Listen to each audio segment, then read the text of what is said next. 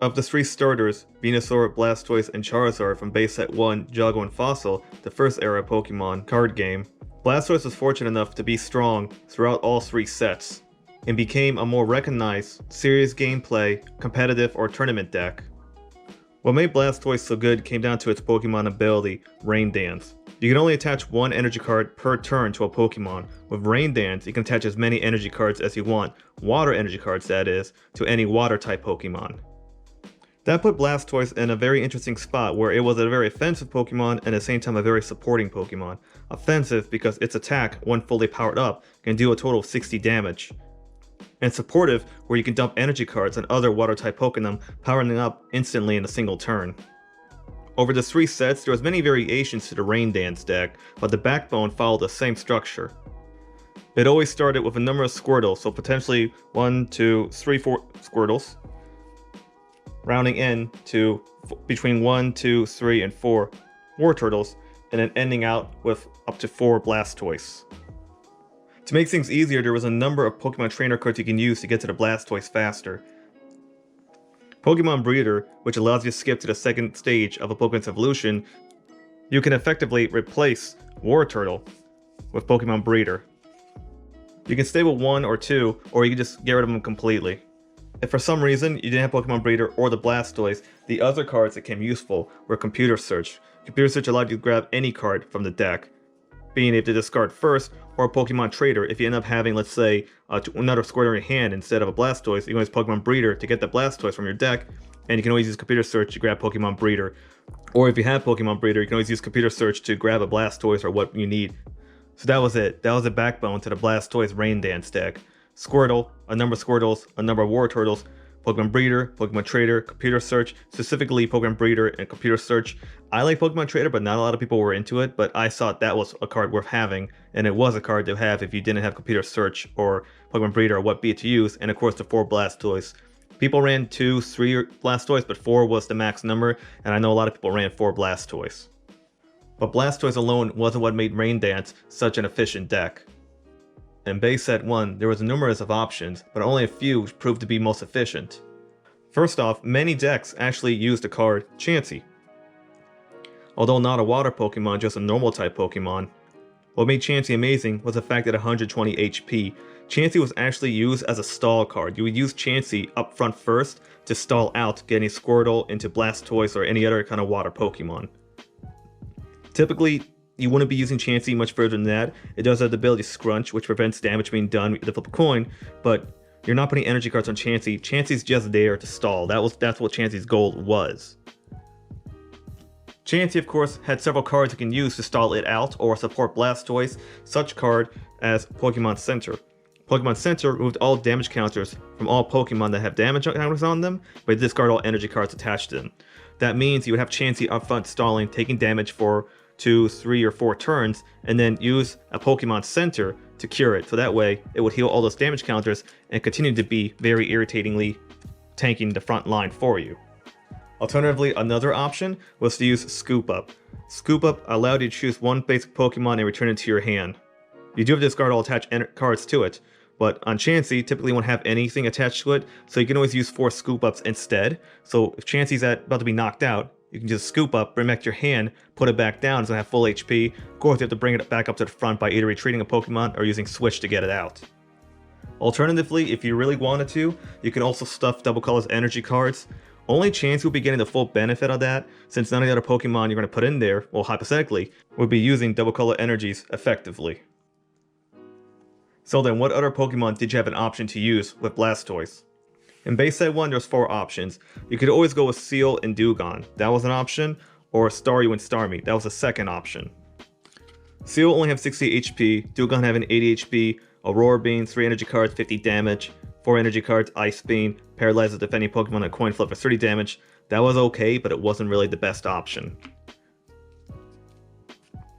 Staryu being 40 HP, 1 energy for 20 damage, or 60 HP when turned into Starmie, has a recovery which really isn't too useful because 60 HP is very low still, but it does have the attack Star Freeze, which paralyzes your defending Pokemon, but 20 damage, 3 energy cards. Again, that wasn't really the best option either. One of the 2 best options was Poliwrath. Poliwrath with 9 HP, Water Gun, which does 30 plus 20 more damage when fully powered, and Whirlpool, which does 40 but removes an enemy Pokemon's energy card, which substitutes for energy removal. That was one of the second best options to go for. You would probably end up having 4 Poliwraths,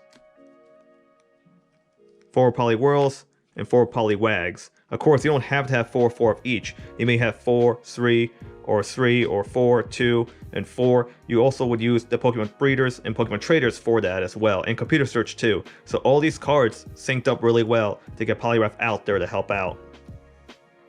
So from base set, Starmie, not the greatest option. Dewgong, it's feasible.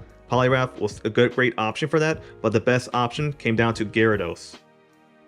Gyarados was vastly superior to Poliwrath for various reasons. 100 HP, so a little bit more HP. 3 energy cards for Dragon Rage, which was just 50. Unlike Poliwrath, which needs 3 energy cards to do Water Gun and 2 more to do 50 damage with Water Gun, Gyarados does that 50 damage with only 3 energy cards, and Bubble Beam, which when you flip a coin, paralyzes your opponent's Pokemon and also does 40 damage. What makes Gyarados even better is that you don't need a stage 1 Pokemon, you don't need an in-between. It just goes straight from Magikarp to Gyarados. So you don't need to use Pokemon Breeder. You can save Pokemon Breeder for Blastoise, which means that you can have less Wartortles in the deck to fill in the Pokemon Breeder, and not have to worry about using Pokemon Breeder on Poliwag to get the Poliwrath. In base set 1, this is what Blastoise Rain Dance deck looked like. Chansey up front taking damage, while Squirtle and Magikarp sat on the bench waiting for Squirtle to turn into Blastoise, Magikarp turn into Gyarados, and using Blastoise to put water energy cards on the same turn, one turn, instead of 3 or 4 turns, one turn on the Gyarados and itself and attacking. Other support cards you want to throw in there would be something like Bill, which really isn't much of a suggestion, it's mandatory, you need the Bills in there. Professor Oak, you need the Professor Oaks in there as well. If you want to be more aggressive, Gust to Win was an option, plus Power was especially another option if you still want to be even more aggressive with your attacks. And if for some reason you run lower energy cards to run out, you always have energy retrieval as an option. If you want to continue being aggressive, super energy removal and regular energy removal, those are also options, great options for the deck. And then whatever's left over, you can just fill with a bunch of water energy cards. And of course, if you want to give some more support to Chansey, you can always do the Pokemon Centers, Scoop Up, and Double Colors energy cards. Of course, keep in mind, you don't have to do 4 of every card. 4 is just a limit. You can always have to play test and find out what the most optimal amount of each card you want in a deck suits you best, depending on which route you go, of course. When Jungle came out, that's where some other options for Rain Dance decks came into play. Chansey, which is a very favorable upfront card to tank up damage, got a replacement or potential replacement with Kangaskhan.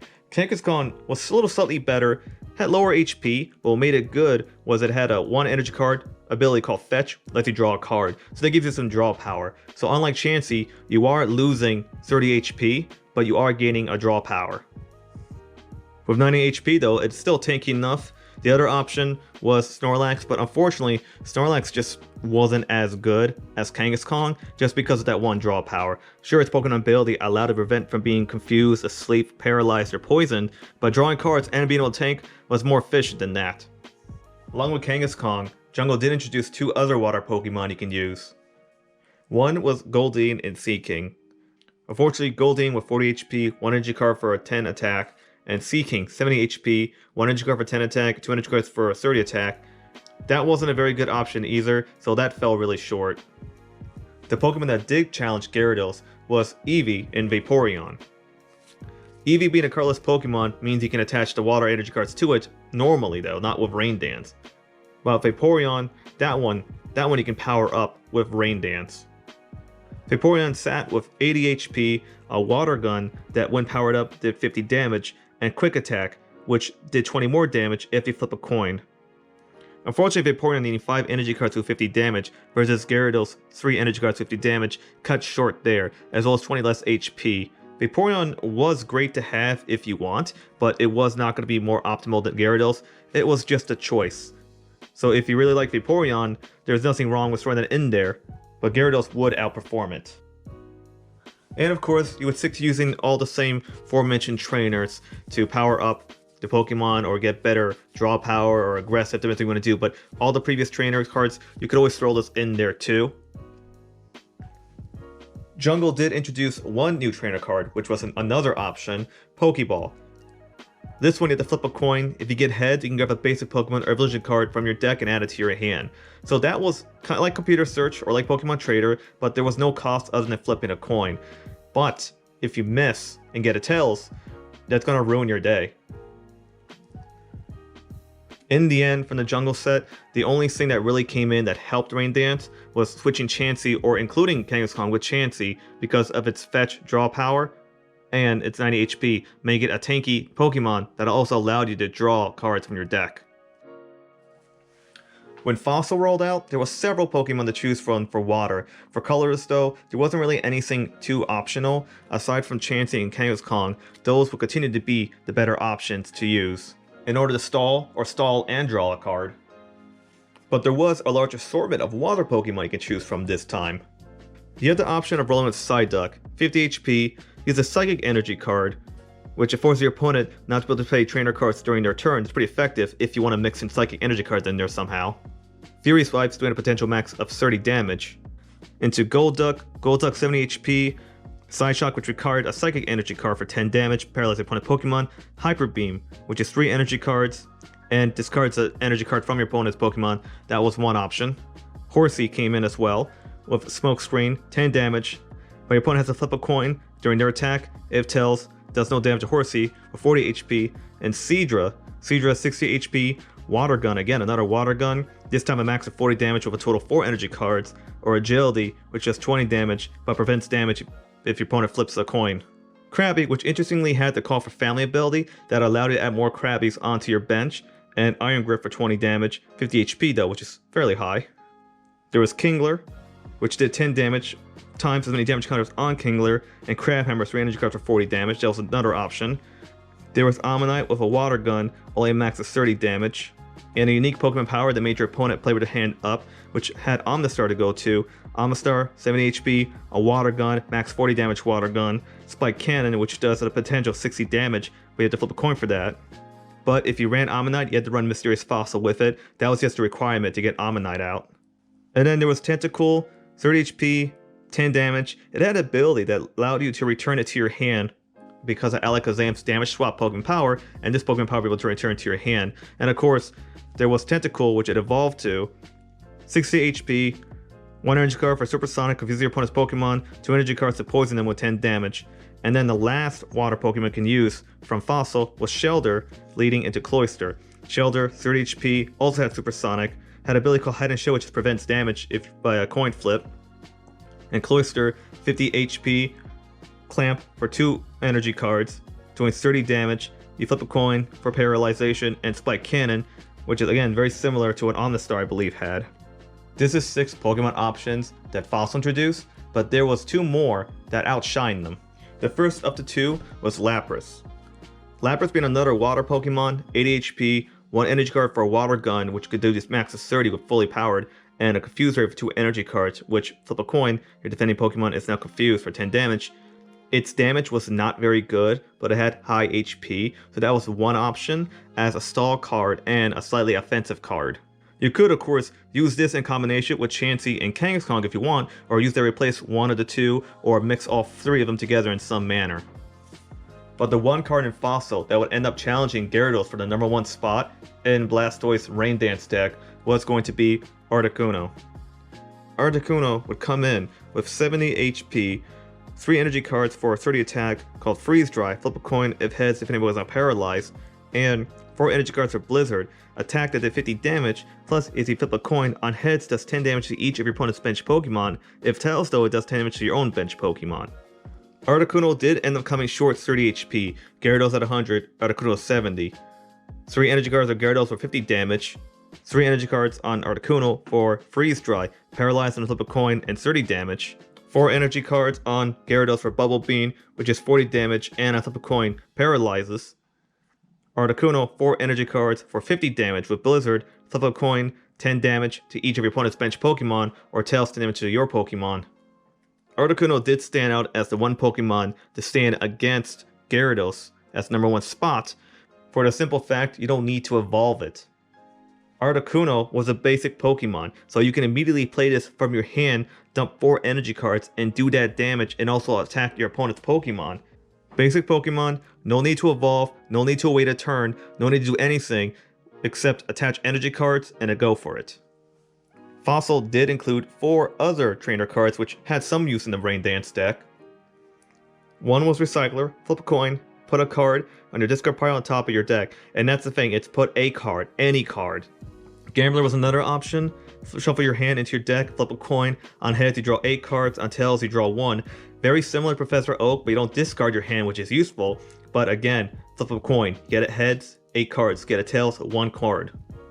Energy Search was another card, not as useful, but it's an optional card. It allows you to search your deck for an energy card. With Rain Dance, you'll hopefully be drawn into energy cards, so you don't have to worry about it, but if for some reason you fell short, that was an option. And last was Mr. Fuji.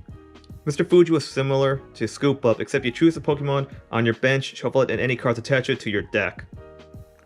Rain Dance was an amazing deck, because no matter which set it was, or what came from Base Set, Jungle, and Fossil, Blastoise with its Rain Dance ability would always come on top and would always be the better option because it was able to adapt and change and had several options to adjust anything that came at it.